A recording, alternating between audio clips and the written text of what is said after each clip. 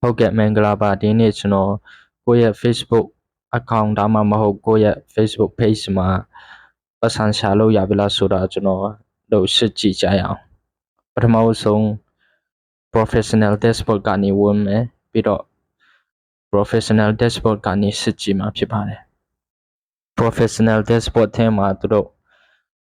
policy နဲ့ဘာတွေညှိထားလဲဒါမှမဟုတ်ဘာတွေရနေပြီလဲပတ်စံရှာလို့ရနေပြီလဲဆိုတာကြည့်ရမှာဖြစ်ပါတယ်ပြီးတော့သူတို့ content monetization ဆိုတာနေကြည့်ရမယ်အဲ့ဒီမှာကျတော့ your page is earning လို့ရေးထားတယ် your page is earning လို့မရေးထားဘဲနဲ့ your earning is restricted ဆိုတာဒီပါရေးထားတယ်ဆိုရင်တခုခုရေးထားတယ်ဆိုရင်အဲ့ဒါတေချာစစ်ကြည့်မှရမယ်တေချာview ဆိုင်မှရမယ်အဲ့ဒီ video တွေကိုသူတို့ policy နဲ့ညှိတာတွေကိုပြန်ပြီးတော့ဖြတ်ရမှာဖြစ်ပါတယ်အခုတော့ဒီမှာကျွန်တော်ဘာမှညှိထားတာမရှိဘူးဆိုတော့ style နဲ့လည်းရတယ်ပြီးတော့ action reels ဆိုတာလည်းရတယ်ပြီးတော့အဓိကတော့ content monetization ပေါ့ဒီမှာကျတော့ကျွန်တော်မနေ့ကသူတို့ policy နဲ့ညှိထားတာလေး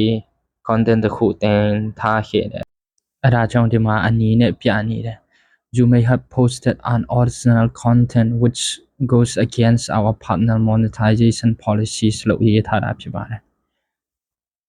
ဆိုတော့နောက်ထပ်ကျန်တဲ့ monetization tools တွေကြည့်ရအောင်ဒီမှာကျတော့ partnership ads ဆိုတာကျွန်တော် invite မခံရသေးဘူးပေါ့အဓိကတော့ ads on reels content monetization star subscription အလိုဒီအသုံးများတယ်ပေါ့သူတို့ကအဲ့ဒါဒီမှာငွေပေးလေးရှိတယ်အဲ့ဒီမှာကျတော့ subscription ကကျတော့သူများပေးမှရတာ star လည်းသူများပေးမှရတာဆိုတော့ star တော့ကျွန်တော်ပွင့်သွားပြီဒါပေမဲ့ subscription ကျတော့မပွင့်သေးဘူးဆိုတော့စောင့်ကြည့်ရမှာ follower လည်းတက်မှအဲ့ဒါဒီရမှာဖြစ်ပါတယ် follower လည်းမပြည့်သေးဘူးဆိုတော့အခုက subscription ကျတော့မပေးသေးဘူးနောက်ထပ်ပြောချင်တာတစ်ခုကတော့ကိုယ့်ရဲ့ page မှာဒါမှမဟုတ်ကိုယ့်ရဲ့ account မှာတင်တဲ့ video အပေါ်မှာကြော်ညာတက်နေပြီလားပိုက်ဆံဝင်နေပြီလားဆိုတာကျွန်တော်တို့ကြည့်ရမှာဖြစ်ပါတယ်ကိုကြော်ညာတက်ပြီဆိုရင်ကိုယ့်ရဲ့ video သူများ play လုပ်နေတဲ့အချိန်မှာကြည့်နေတဲ့အချိန်မှာ reel ဖြစ်ဖြစ် video အရှိပဲဖြစ်ဖြစ်အဲ့ဒီအပေါ်မှာကြော်ညာတွေတက်ရမှာဖြစ်ပါတယ်အဲ့ဒီကြော်ညာတွေမတက်ဘူးဆိုရင်သူတို့ကပတ်စံပေးမှာမဟုတ်ဘူးအဲ့လိုကြော်ညာတွေတက်ပြီလားဆိုတာဒီလိုကြည့်ရတယ်ဒီမှာဆိုရင်ကြော်ညာတွေတက်နေပြီဒီမှာအောက်မှာ video ရဲ့အောက်မှာကြော်ညာတွေတက်ပြီဆိုရင်ကိုယ့်ရဲ့ပတ်စံဝင်နေပြီ Facebook ကပတ်စံတွေစပေးနေပြီဆိုတဲ့သဘောပေါ့ဒါမှမဟုတ်ကို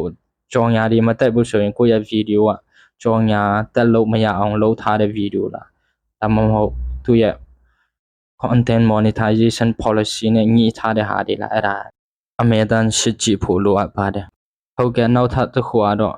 ကိုယ့်ရဲ့ page recommendation ကိုကြည့်ရမှာဖြစ်ပါတယ် page recommendation ဆိုတာအရင်အရေးကြီးပါတယ် page recommendation မှာဝင်ပြီးတော့နောက်ထပ်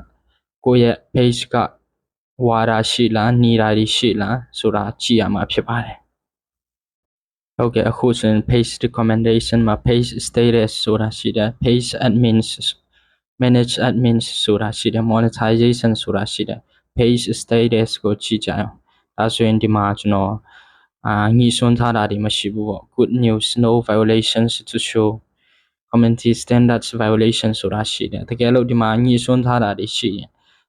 your earning is restricted ဒါမှမဟုတ် your page has some issue ဆိုတာပေါ်လာမှာဖြစ်ပါတယ်ဒီမှာကျတော့ page has no issue လို့ရေးထားတာဖြစ်ပါတယ်ဘာလို့လဲဆိုတော့ကိုက